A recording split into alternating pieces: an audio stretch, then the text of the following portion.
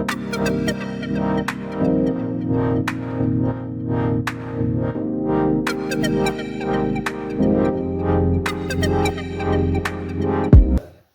Guys, मैं हूं आपका दोस्त रोहित नेगी, आईटीएम कॉलेज से बीएससी एनिमेशन से। और आज हमारे साथ गेस्ट हैं प्रियांशु नेगी, जो दून यूनिवर्सिटी में पढ़ते हैं जो वहाँ से बीटेक कंप्यूटर साइंस कर रहे हैं। और इनका एक कंप्यूटर चैनल है जिस पे ये फ़ोन की रिव्यूज़ डालते हैं। तो आज हम इसी टॉपिक पे इनसे बात करने आए हैं। तो प्रियांशु नेगी, आप अपने बारे में कुछ मेरी ऑडियंस को बताइए। सच्चाई छुपाई गई, अफवाह उड़ाई गई, बात कुछ और थी, बताई कुछ और गई। Hello everyone, my self Priyanshu और मैं यहाँ पे इसके चैनल में आया हूँ। तो शुरू करते हैं। तो आज का हमारा पहला क्वेश्चन प्रियांशु नेगी जी से ये है कि आपको आपका पहला फ़ोन कब मिला था और कैसे मिला? अरे मेरा फ़ोन ना, मुझे बताऊँ, 10वीं में मिला था। हाँ। तो पता है, मैंने घर वालों को बोला अब तो होगी 10th तो हो गई, चलो फ़ोन दिला दो। उन्होंने बोला ठीक है दिला देंगे। मैंने बोला ठीक है। मैंने बोला मुझे दे दो iPhone 13। चले एक काम कर, 200 रुपए दे और 50 रुपए काट ओवर एक्टिंग की वजह से। कहाँ से iPhone 13, निकल जाए यहाँ से। मैंने कहा तो चलो कुछ भी दिला दो। वो लेके आ गए एक जियोनी का फ़ोन, वो भी सेकंड हैंड, पता नहीं कौन सा जियोनी का। बड़ी मुश्किल से 2 साल उसमें काटे। उसके बाद अभी 12वीं में एक नया फ़ोन लिया। तो आपने भाई जिद विद नहीं करी जैसे बच्चे करते हैं आज के लिए? नहीं, मैंने कोई जिद नहीं करी क्योंकि मुझे पता था फाइनेंशियल कंडीशन वगैरह। फिर आप सोच रहे होंगे तो पहले ही आईफोन क्यों मांगा, ऐसे ही। इसी के साथ हमारे दूसरे क्वेश्चन में बढ़ते हैं। तो प्रियांशु नेगी जी, हमारा दूसरा क्वेश्चन आपसे है कि आपको क्या लगता है कि कम्युनिकेशन कितना आगे जा चुका है जब से फ़ोन आए हैं? कम्युनिकेशन काफ़ी आगे जा चुका है। जैसे हम पहले स्काइप यूज़ करते थे, आईमो, वाइबर, जो कि अब इंडिया में कोई यूज़ नहीं करता है। पहले काफ़ी यूज़ करते थे। अब जैसे कि इंस्टाग्राम में वीडियो कॉल्स करते हैं लोग। चैटिंग के लिए तो व्हाट्सएप यूज़ ही नहीं होता है, ऐसे वीडियो कॉल्स के लिए। और व्हाट्सएप इवेंट तो कोई यूज़ ही नहीं करता है, पता नहीं क्यों है वहाँ पे वो ऑप्शन। सो आई मीन काफ़ी आगे चल जा चुका है। हम VR ग्लासेस का यूज़ कर सकते हैं, AR का, एंड काफ़ी कुछ यूज़ कर सकते हैं। VR में कब से आ गए? VR जैसे कि वो है एप्पल विजन प्रो है, अब वो AR और VR मिक्स है। उसमें आप वीडियो कॉल कर सकते हैं। VR में अंतर क्या है? AR आपकी ऑगमेंटेड रियलिटी होती है, जिसमें आप आपके रियल वर्ल्ड और वर्चुअल वर्ल्ड दोनों एक साथ होता है। जैसे कि आप उससे सामने की चीज़ भी देख सकते हैं, वर्चुअल चीज़ भी देख सकते हैं। आपकी स्क्रीन के आगे आपकी आंखों के आगे एक स्क्रीन होती है और पीछे ग्लासेस होता है, उससे आप आर पार देख सकते हैं कैमरे की मदद से, या फिर डायरेक्टली भी देख सकते हैं। और VR में आपका एक पूरा वर्चुअल वर्ल्ड होता है, आप कुछ भी कर सकते हैं, लाइक द मेटावर्स। आप मेटा क्वेस्ट 2 है आजकल तो नया रखा, तो काफ़ी अच्छी। तो आपको क्या लगता है कि जो नए फ़ोन्स आ रहे हैं या जो आएंगे उनमें क्या न्यू फीचर्स होने चाहिए आपके हिसाब से? मेरे हिसाब से नए फीचर्स उनमें हैं ही पहले से। तो फिर मतलब किस टाइप से पूछ रहे हैं मुझसे? जैसे अब आईफोन की वर्जन्स बदलते जा रहे हैं और धीरे धीरे अपडेट हो रहे हैं, तो उस हिसाब से कुछ बताइए। जैसे सैमसंग है, आईफोन है, तो ये एक दूसरे के टक्कर में चल रहे हैं। तो क्या कोई ऐसा दूसरा फ़ोन है जो फ्यूचर में आके इन दोनों को पछाड़ सके? मेरे ख्याल हाँ ऐसा है ये। जैसे कि आपने कहा आजकल सैमसंग और एप्पल काफ़ी वो चर्चा में है, काफ़ी इनोवेटिव चीज़ें कर रहे हैं। पर इनसे बढ़ के एक और कंपनी है जिसे काफ़ी मतलब नोकिया की बात तो नहीं कर रहे? नहीं, मैं बात कर रहा हूँ हुआवी की। हुआवी, ये क्या? हुआवी एक चाइनीज़ कंपनी है। आपने सुना होगा कि US में उसे बैन कर दिया है। क्यों? उसमें क्योंकि चाइनीज़ है, जैसे इंडिया में बैन हुआ था वगैरह वगैरह, एलिगेशंस लगे थे इंडिया में, जैसे चाइनीज़ ऐप्स बैन हुए उस टाइप से। तो उसमें आपका एंड्रॉयड चलता है पर आपके उसमें गूगल की और सर्विसेज नहीं चलती हैं। है वो एंड्रॉयड बेस्ड, उसमें गूगल नहीं चलता, गूगल प्ले स्टोर नहीं है, गूगल सर्च नहीं है, उसमें अपना ऐप स्टोर है उनका ऐप का। तो उसका आपको एक वेबसाइट बताता हूँ, DX Smart। उसमें आप देखेंगे कि उसमें वर्ल्ड के सारे फ़ोन्स की कैमरा रेटिंग है। उसमें आप देखेंगे तो टॉप में हमेशा वो अभी का ही चलता है, Mate 60 Pro, P50, P60, ये चलता है उनका। फिर नीचे उनका एक सब ब्रांड है आपका ऑनर, उसमें भी काफ़ी तगड़े फ़ोन हैं। तो जैसे कि हम देख रहे हैं हमारा पॉडकास्ट बहुत अच्छी तरीके से जा रहा है, तो इसी के साथ हम अपने नए क्वेश्चन पे चलते हैं।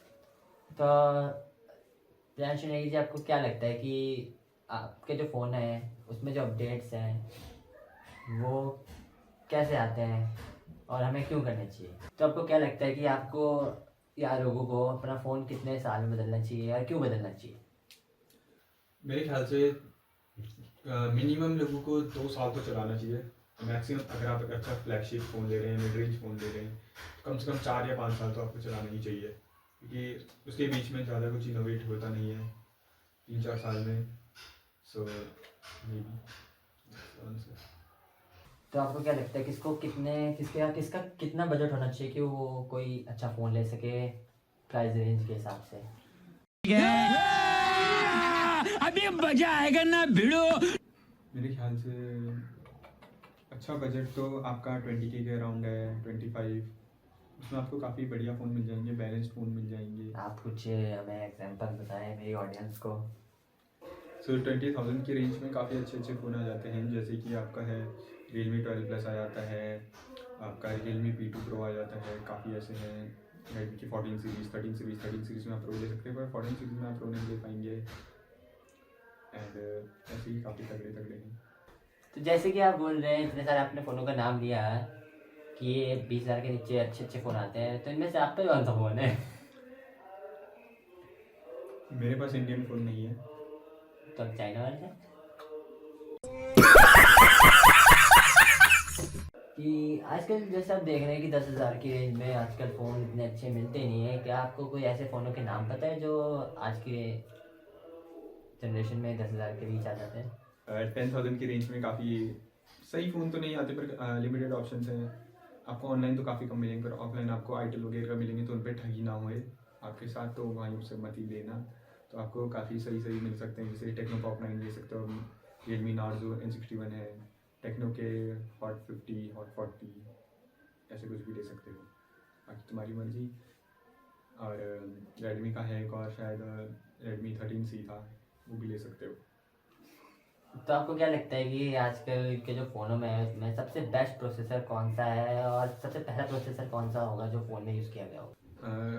सबसे पहला तो Qualcomm ने बनाया था, और सबसे लेटेस्ट आपका चल रहा है Qualcomm का ही Snapdragon 8 Elite, जो आजकल हाल ही में आया है, काफ़ी कम फ़ोनों में है वो।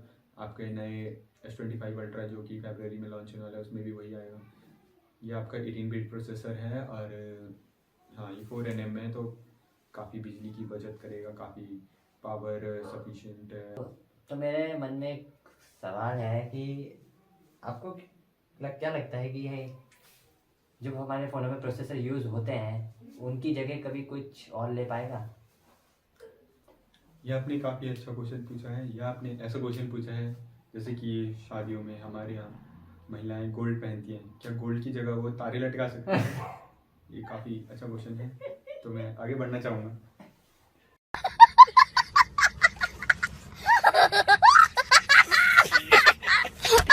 तो मेरी ऑडियंस का एक भारी सवाल है जो अक्सर लोग जानना चाहते हैं कि जो फ़ोन है उनके जो डिज़ाइंस हैं उसके बारे में आप क्या कहना चाहेंगे?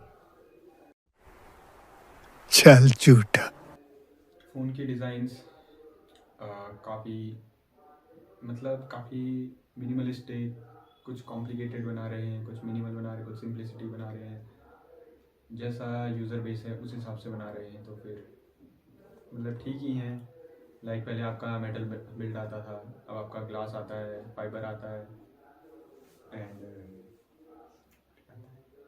ये जैसे कि आपका पहले नॉर्मल स्टेनलेस स्टील बिल्ड आता था, अब आपका टाइटेनियम आ रहा है, एल्यूमिनियम आ रहा है, आपका काफ़ी कुछ आ रहा है। कुछ लोग तो फोर्स कार्बन फाइबर बना रहे हैं, पता नहीं क्यों, ज़्यादा पैसा आ रहा है तो पैसा फूक रहे हैं।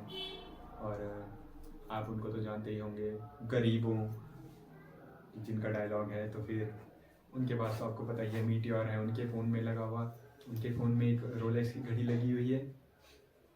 अब हम क्या कर सकते हैं, हमारे प्लास्टिक बैग गरीब इंसान को रुला ही देती है। फिर से आ गए रे बाबा, इधर जहर खाने का पैसा नहीं है तुझे। तो मेरा ये एक पर्सनल खुद का क्वेश्चन भी है ऑडियंस के साथ कि जो फ़ोन है उसकी जो बैटरी है, तो आपके पास क्या कोई ऐसा सजेशन या साइंटिस्ट के पास कोई ऐसा तरीका है आगे जाके जो उसकी लाइफ को, बैटरी लाइफ को आगे बढ़ा सके? क्या बोला तूने? हाँ, जैसे कि आजकल काफ़ी लोगों की दिक्कत है कि वो आजकल 120 हर्ट्ज आ रहा है, 3-4 कनेक्टिविटी फीचर सब ऑन करके रख रहे हैं लोग, तो बैटरी ड्रेन होगी। तो आपको लाइक अगर आप एक नॉर्मल यूज़र हैं तो आपको बैटरी ड्रेन से बचने के लिए एक अच्छा फ़ोन ले लो। उसके बाद मतलब काफ़ी फालतू की चीज़ें बंद करके रखो, वाईफाई कनेक्ट नहीं है तो वाईफाई बंद रखो, ब्लूटूथ बंद रखो, लोकेशन सर्विसेज बंद रखा करो, अपने 60 हर्ट्ज पे चलाया करो, ब्राइटनेस कम रखा करो, और बैटरी को चार्ज करते हुए फ़ोन ना चलाया करो। मैंने सुना है कि साइंटिस्ट कुछ आजकल न्यूक्लियर चिप पे काम कर रहे हैं जिससे जो बैटरी की है वो सालों साल चल सकती है फ़ोन की। हाँ, आपने बिल्कुल सही सुना है। आजकल साइंटिस्ट काम तो कर रहे हैं, आपका एक न्यूक्लियर रिएक्शन होती है, उसमें चेन रिएक्शन हो रही है, पर मतलब अभी वो काफ़ी सफिशेंट नहीं है, मतलब इतनी इफ़ेक्टिव नहीं है, क्योंकि वो काफ़ी कम वो कर पा रही है, बिजली प्रोड्यूस कर पा रही है। तो आपका फ़ोन तो उसमें चल ही नहीं पाएगा, क्योंकि आपके फ़ोन कितना ही बिजली लेता है, 5 वाट 10 वाट इतना तो लेगा ही, और वो बहुत कम 0.12 वाट निकाल रहा है, उससे आपकी घड़ी भी नहीं चली पाएगी अभी तक। उसमें तो बहुत कम चीज़ें, जैसे कि आपका वो चल रहा होगा उससे, आपका पेस मेकर वगैरह वही चल सकते हैं उससे अभी तो। क्योंकि मैंने तो जहाँ तक मुझे पता है, मैंने सुना है कि साइंटिस्ट ने एक फ़ोन तो बनाया है जो जिसकी लाइफ सालों तक बता रहे हो कि ये सालों तक चल सकता है, लेकिन है कि जो न्यूक्लियर चिप्स हैं उनकी कॉस्ट इतनी ज़्यादा है बनाने की कि वो आमतौर फ़ोनों में यूज़ नहीं हो सकता। या आपने, मुझे पता है, किसी यूट्यूब शॉर्ट्स में देखा होगा, would like to take notes while I take ऐसा कुछ नहीं है अभी। न्यूक्लियर रिएक्शन टेक्नोलॉजी स्टार्टिंग में हमेशा महंगी होती है और बाद में आते आते वो सस्ती हो जाती है। जैसे कि पहले एमुलेट फ़ोन्स कितने महंगे आते थे, तो अब कितने सस्ते हैं। अब तो सब में 10-15 हज़ार के फ़ोन में एमुलेट स्क्रीन आ रही है, पहले 20-40 हज़ार फ़ोन की आती थी। जैसे कि आपने कहा कि फ़ोन में लग सालों साल चलेगा, ऐसा हो सकता है, पर अभी उसके लिए काफ़ी टाइम है, लगभग 10 साल तो लगेंगे ही मिनिमम। अब वो 10 साल में सिर्फ घड़ियाँ ही चल पाएंगी। तो इसी के साथ हम एक क्वेश्चन है जो आजकल स्टूडेंट्स की तरफ से बहुत आता है कि जो स्मार्टफोन है उनका एक बड़ा रोल माना गया है अब की टाइम पे एजुकेशन के लिए, बच्चों के लिए, कि ऑनलाइन पढ़ने के लिए उन्हें ईजी हो गया है, उन्हें ज़्यादा कंटेंट मिल रहा है। तो इसके लिए आप कुछ बता सकते हैं कि फ़ोन इसके लिए कितना अच्छा है और कितना अच्छा हो सकता है आने वाले समय में? देखिए, बच्चे देख रहे हैं, उन्हें भी पता है, मुझे भी पता है, पढ़ाई वो करते नहीं है, फ़ोन से गेम खेलते रहते हैं। क्या आपने भी खेला था? हाँ, मैंने खेला था और मुझे ज़्यादा पसंद नहीं आया, तो मैं गेम चेंज करता रहता था हर महीने। एंड पढ़ाई में काफ़ी अच्छा रोल है। मेरा एक दोस्त है जिसका नाम है रोहिल।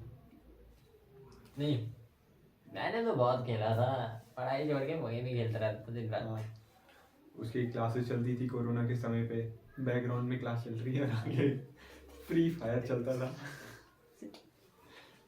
अबे पढ़ाई लिखाई में ध्यान लगाओ, IAS बनो और देश को संभालो, लेकिन नहीं तुम्हारी। देखिए, वैसे तो मुझे इन सब चीज़ों के बारे में, इस चीज़ के बारे में ज़्यादा पता नहीं है, पर आगे काफ़ी कुछ टेक्नोलॉजी, जैसे कि आपको AR VR सुना है, उसमें आप एकदम मतलब घर पे रह के, जैसे हम कोरोना के समय पे फ़ोन में क्लासेस लेते थे, उसमें आप AR क्लासेस या VR क्लासेस का यूज़ कर सकते हैं, जिससे आप एकदम वर्चुअल और इमर्स, मतलब आप वर्चुअल वर्ल्ड में रह के एकदम इमर्सिव एक्सपीरियंस कर सकते हैं। Little rights are enshrined in the constitution. ए ज्यादा अंग्रेजी मत झाड़। लेकिन अगर किसी मिडिल क्लास के पास इतनी कॉस्ट ना हो कि वो VR और AR ना अफोर्ड कर सके, तो उनका तो पोपट हो जाएगा।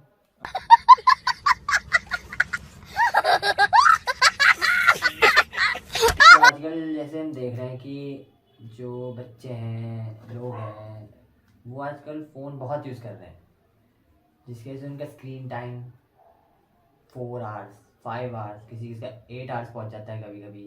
जैसे आप अपने ही देख लीजिए, आपका ही 4 आवर्स रहता है।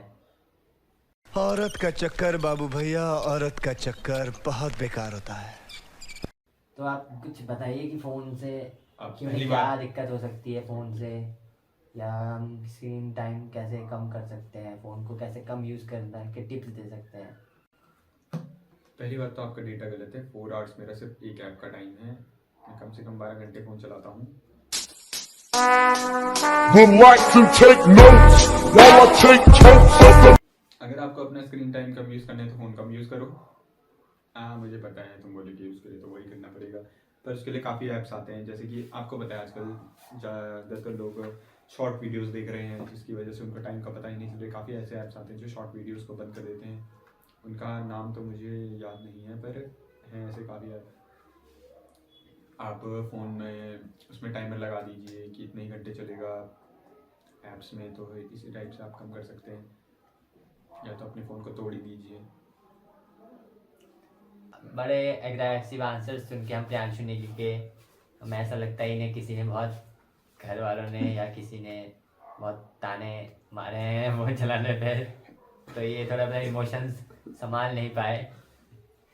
तो ठीक है, इसी के साथ हम आगे बढ़ते हैं अपने अगले सवाल पे। तो आप हमें कुछ अपने फेवरेट ऐप्स के बारे में बताइए और उन्हें यूज़ करने का तरीका, और उन्हें यूज़ क्यों करते हैं या हमें क्यों करना चाहिए। देखिए, आपने मुझसे ऐसा क्वेश्चन पूछ दिया है, खाना कैसे खाएं? Are you comedy me? बात तो सही है।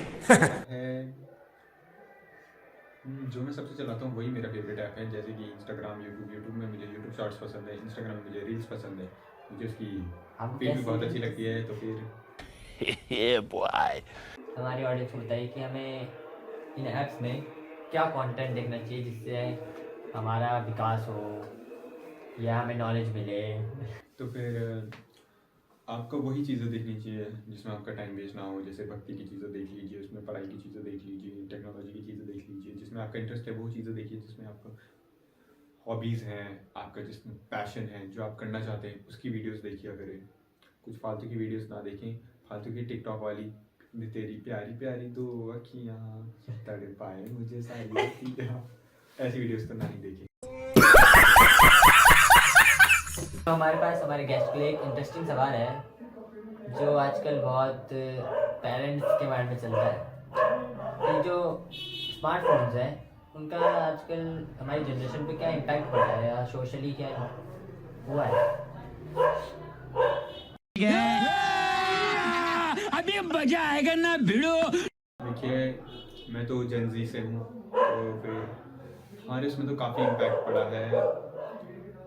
जैसे कि काफ़ी नए नए वर्ड्स आए हैं, लाइक फैनम टैग्स, ये पता नहीं क्या होता है, सिग्मा, अल्फा, गामा, पता नहीं ये रेस के नाम क्यों लिख गए हैं, फिजिक्स के वर्ड्स यूज़ कर रहे हैं आजकल के बच्चे, और क्या क्या यूज़ कर रहे हैं आजकल, सिग्मा, रेस, और आपका क्या ग्याट, पता नहीं क्या होता है ये ग्याट। तो पेरेंट्स के लिए मैं कहना चाहूँगा, सोशल मीडिया अच्छा भी है बुरा भी है। जैसे कि आपको पता ही होगा आजकल सब लोग ब्लॉगिंग कर रहे हैं, आपके एरिया के लोग भी कर रहे होंगे, आपके एथन सिटी के लोग भी कर रहे होंगे। आपने सौरभ जोशी ब्लॉग्स का तो नाम सुना ही होगा। पहले कैसा लल्लू सा था, अब देखिए क्या बड़ा बंगला बना रहा है, कितने पैसे कमा रहा है। उनका घर का इकलौता मर्द कुनाली।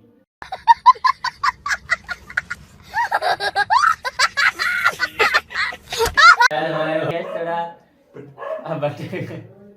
अपने आंसर से भटक रहे हैं, तो इन्हें वापस ले आते। और बुरा तो आपको पता ही है आजकल के लोग क्या क्या कर रहे हैं, छोटे छोटे कपड़े पहन के डांस कर रहे हैं, यू पता नहीं क्यों कर रहे हैं। क्या बढ़िया था गुरु। तो जैसे कि आजकल बहुत मोबाइल्स हैक हो रहे हैं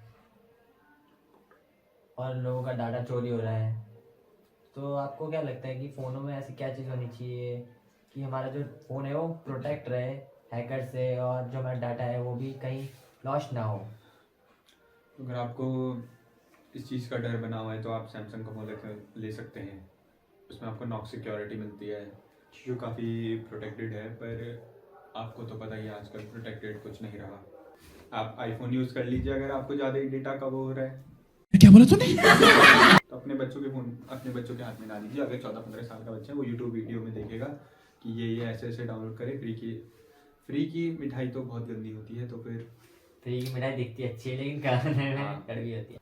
एग्जैक्टली चलो की एग्जैक्टली बच्चे कस्टम रोम डाल देते हैं और फिर पता नहीं क्या क्या करते रहते हैं, और कुछ इंपॉर्टेंट डॉक्यूमेंट्स फाइल्स होंगी उड़ा देते हैं।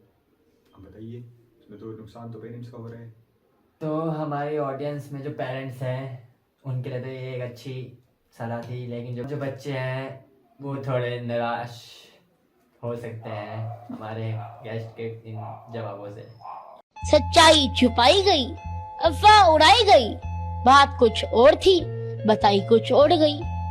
तो चलते हैं एक नए क्वेश्चन की तरह जो आजकल बहुत ही ट्रेंडिंग में चल रहा है, जो है फ्लिप फोन्स। तो आप फ्लिप फोन्स के बारे में क्या कहना चाहेंगे कि वो आने वाली जनरेशन के लिए अच्छे हैं या हमें कोई दिक्कत दे सकते हैं? फ्लिप फोन ये वाले फोल्डिंग फोन मतलब काफ़ी अच्छा है, आपकी काफ़ी हेल्प कर सकते हैं। जैसे कि आपका सैमसंग का आता है, सैमसंग फोल्ड आता है, आपका फ्लिप फ़ोन आते हैं, आपका गूगल का आता है एक फोल्ड फ़ोन, आपका वीवो का भी आता है, आपका ओप्पो का भी आता है, और आजकल क्या है एक और निकला है जो ट्राई फोल्ड हो रहा है, 1 2 3 पता नहीं कैसे। क्या आपने इनमें से कोई फ़ोन आज तक यूज़ किया है? जी मैंने यूज़ किया है, चल झूठा। स्टोर पे जाके यूज़ किया है, थोड़ा फोल्ड किया अनफोल्ड किया, फिर मैंने प्राइस देखा, मैंने वहीं रख दिया। फिर से आ गए रे बाबा, इधर जहर खाने का पैसा नहीं है तुझा। तो इससे हमें पता चलता है जितने पैर हों उतने ही पसारने चाहिए कंबल में, वरना चद्दर पड़ जाती है। क्या बोला तूने?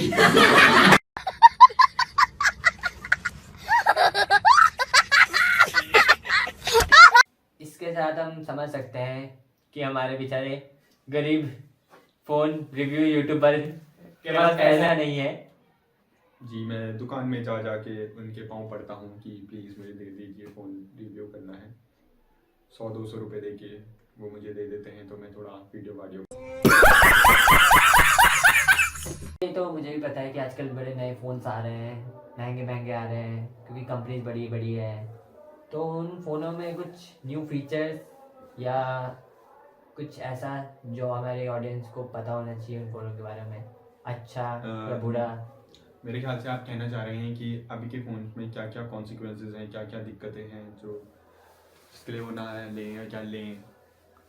तो फिर अभी तो काफ़ी दिक्कतें हैं उनमें, जैसे कि मतलब जो फर्स्ट जनरेशन से उनसे तो काफ़ी बेहतर आए हैं। जैसे कि फर्स्ट जनरेशन में आपको कुछ भी नहीं मिलता था, आपको वो नहीं मिलता था वो टाइपिंग रेटिंग नहीं मिलती थी, वो आपका फ़ोन अगर पानी में चली जाए ना तो ख़राब हो जाता था। और उसके बाद धीरे धीरे आपके नए फ़ोन आए हैं जो उसमें आपको IPX8 की प्रोटेक्शन मिलती है। मतलब ये IP रेटिंग क्या होती है? IP रेटिंग किसी भी फ़ोन को दी जाती है कि वो कितना डस्ट प्रूफ है, कितना वाटर प्रूफ है। वाटर प्रूफ तो कोई फ़ोन नहीं होता है, वाटर रेजिस्टेंट है, कितना रेजिस्ट कर सकता है। तो फिर जैसे कि फर्स्ट नंबर आपने देखा होगा IP68, तो फर्स्ट नंबर है 6 मतलब वो टॉप लेवल धूल को रेजिस्ट कर सकता है। मतलब उसमें अगर छोटी मोटी धूल चली जाए तो फिर वो उससे बच सकता है, उसे ज़्यादा दिक्कत नहीं होगी, फ़ोन के अंदर धूल नहीं जाएगी, उसमें इतनी सीलिंग है। और आपने देखा होगा एक नया फ़ोन आया था ओप्पो का रखा है, ओप्पो F17 प्लस या प्रो प्लस ऐसी कुछ है, उसमें IP69 है, उसमें लिखा हुआ है पानी में डाल दो। अब पानी में ऑब्वियसली आप तो कंज्यूमर हैं, आपने वीडियो देखी और डाल देंगे, ऐसा ना करें क्योंकि IP रेटिंग आपकी वाटर प्रूफ नहीं होती है, इट्स ओनली वाटर रेजिस्टेंस, यानी कि आप उसमें सिर्फ बारिश में यूज़ कर सकते हैं। जैसे हल्की फुल्की बारिश गिर रही है तो यूज़ कर सकते हैं, पानी में ना डालें। इसकी गारंटी मैं नहीं दे सकता। तो हमारे होस्ट ने हमें बहुत सारी जानकारी दी है फ्लिप फ़ोन के बारे में, तो अगर आप लेने की सोच रहे हैं तो थोड़ा सोच समझ के लीजिए। तो इसी के साथ चलते हैं हमारे अगले क्वेश्चन में। तो जैसे कि आजकल कुछ नए फ़ोन्स आ रहे हैं जिन्हें लोग कहते हैं कि DSLR की बराबर फ़ोटो खींचे जाते हैं। क्या बोला तूने? तो आप कुछ टिप्स शेयर कर सकते हैं मेरी ऑडियंस के साथ कि मोबाइल फ़ोटोग्राफी कितनी अच्छी है या कितनी अच्छी हो सकती है? देखिए, अगर आपको मोबाइल फोटोग्राफी करनी है, DSLR से भी करनी है, तो आपके अंदर स्किल तो होनी ही चाहिए। बात तो सही है। आप फोटोग्राफी किसी से भी करें, फोटो खींचने के बाद जो उसकी एडिटिंग होती है वो सबसे मेन होती है। फोटो में 90% आपकी एडिटिंग आती है, और आप जैसा कि आप एक नॉर्मल कंज्यूमर हैं तो आपको तो वही चाहिए पंची इमेजेस जो एकदम ही आ जाए, पोस्ट प्रोसेसिंग फ़ोन ही कर दे, आपको कुछ करने की ज़रूरत नहीं है। तो फिर उसके लिए आप ओप्पो वीवो ले लीजिए, एकदम गोरा चमक मारेगा, फ्लैश मारेगा मुँह पे, एकदम गोरे गोरे आओगे, बढ़िया। मैं तो पहले से ही गोरा हूँ, मुझे इसकी ज़रूरत नहीं है। क्या बढ़िया था गुरु। अरे वो पिल्ला भाई पुट्टी का फैला हुआ है वहाँ उसे संभालो।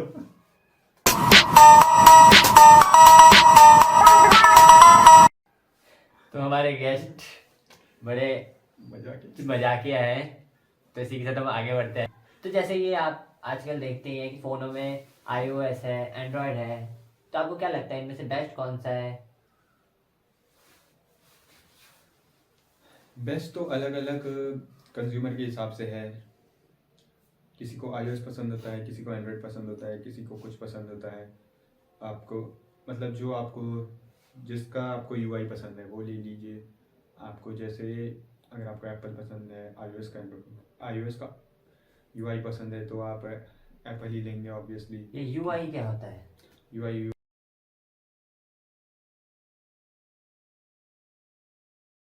यूज़र इंटरफेस होता है। UI यूज़र इंटरफेस होता है, जैसे कि आप कितने smooth animations, type of animation हो रही है उसमें, आइकन साइज, आइकन डिज़ाइन, आपका ये नोटिफिकेशन शेड वगैरह, ये सब UI में होता है। आपको कितनी स्मूथनेस मिल रही है, क्या क्या मिल रहा है उसमें, क्या क्या ऑप्शन हो रहा है, आप क्या क्या एडिट, क्या क्या अपने हिसाब से कस्टमाइज़ कर सकते हैं। और किसी को स्टॉक एंड्रॉयड पसंद होता है तो वो पिक्सल की तरफ जाता है, वो मोटो की तरफ जाता है। तो फिर और किसी किसी को MIUI पसंद है, किसी को HyperOS पसंद है, किसी को One UI, किसी को कुछ। तो फिर इस टाइप से जिसको जो पसंद है वो लेता है।